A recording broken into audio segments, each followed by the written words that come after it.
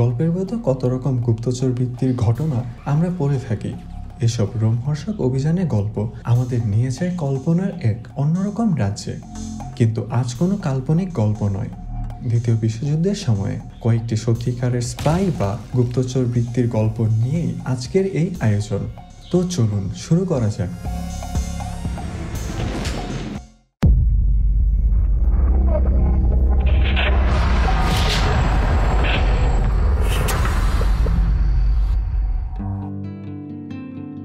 তখন 1943 সাল।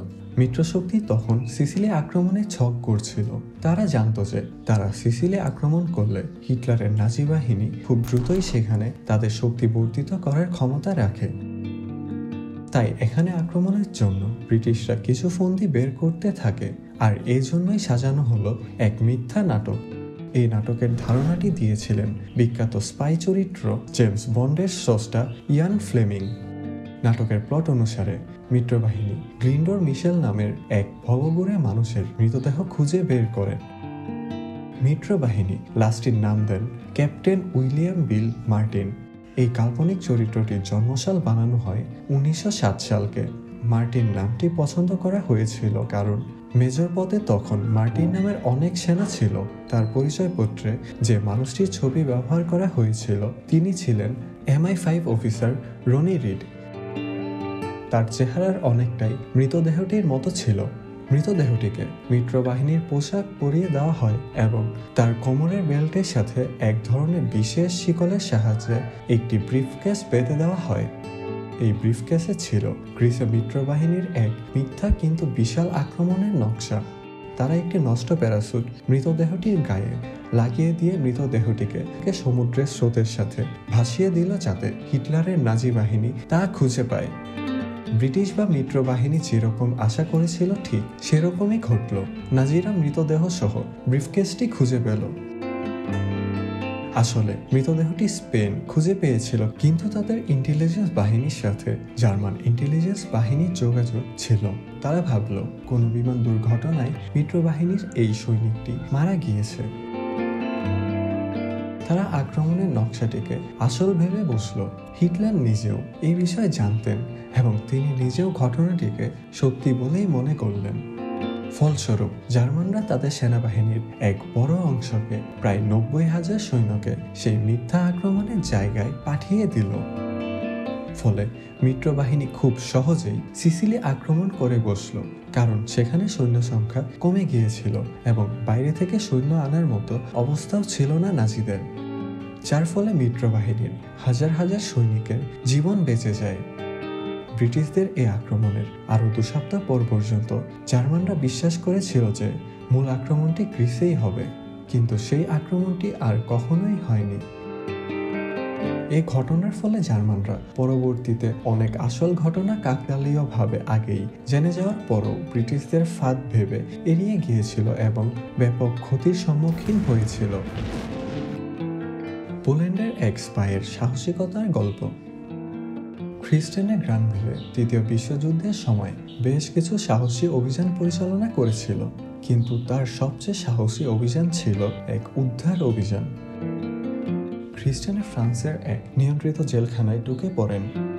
খ্রিস্টেনের সেই জেলে বন্দী থাকা 3 জন স্পাই যাদের মৃত্যুদণ্ডের ঘোষণা হয়েছিল তাদের মুক্ত করে আনেন।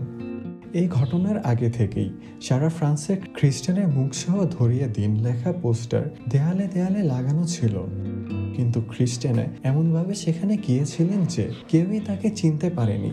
সে কারারক্ষীরা এটা বুঝতে সক্ষম হয়েছিল যে সে একজন ব্রিটিশ স্পাই এবং একজন ব্রিটিশ জেনারেলের ভাগ্নি। সে ক্যাপ্টেন আলবার্ট শ্যাঙ্কের সাথে দেখা করতে সক্ষম হয়। সে আলবার্ট শ্যাঙ্ককে এই বলে হুমকি দেন যে মিত্রবাহিনী খুব শীঘ্রই তাদের আক্রমণ করতে যাচ্ছে। যদি ধরা পড়া 3 জন স্পাইয়ের কোনো রকম ক্ষতি করা হয় তবে তাদের অবস্থা অত্যন্ত খারাপ করে দেওয়া হবে। খ্রিস্টিনে তাকে আরও বলেন তারা যদি ধরা পড়া 3 জন স্পাইকে ছেড়ে দেয় তাহলে তাদেরকে পরবর্তীতে বিপুল পরিমাণ অর্থ দেওয়া হবে এবং মিত্রবাহিনীকে তাদের কোনো ক্ষতি করবে না। খ্রিস্টেনে তাদের 20 লাখ ফ্রাঙ্ক পরিমাণ অর্থ দেওয়ার লোভ দেখিয়েছিলেন। খ্রিস্টেনে প্রায় 3 ঘন্টা ধরে তাদের সাথে কথা কাটাকাটি করেন। সে তাদের সাথে আপোষ করার চেষ্টা করে। সে তার আকর্ষণীয় ব্যক্তিত্বের মাধ্যমে তাদের বিভ্রান্ত করে দেন।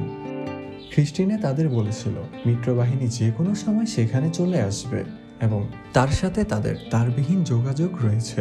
সে স্পাইদের একজনকে নিজের স্বামী হিসেবে এবং অন্যদেরকে তার স্বামীর বন্ধু হিসেবে উল্লেখ করেছিলেন। ক্রিস্টিনের ব্যক্তিত্ব, অর্থের লোভ এবং মিত্রবাহিনীর আক্রমণের ভয়ে জার্মান পুলিশরা তার প্রস্তাবে রাজি হয় এবং 3 জন স্পাইকে ছেড়ে দেয়। ক্রিস্টিনাকে তার সাহসের জন্য আজও ইতিহাসের পাতায় স্মরণ করা হয়।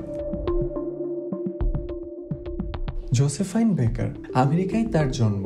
বেশ জনপ্রিয় গায়িকা ছিলেন তিনি, নাচতেনও বেশ ভালো। তিনি 1937 সালের শুরুতে ফ্রান্সের নাগরিকত্ব গ্রহণ করেন। দ্বিতীয় বিশ্বযুদ্ধ শুরুর দিকেই ফ্রান্স জার্মানদের দখল করতে আসে। তখন বেকার তাদের বোঝাতে সক্ষম হন যে তিনি আসলে তাদের দলেরই লোক।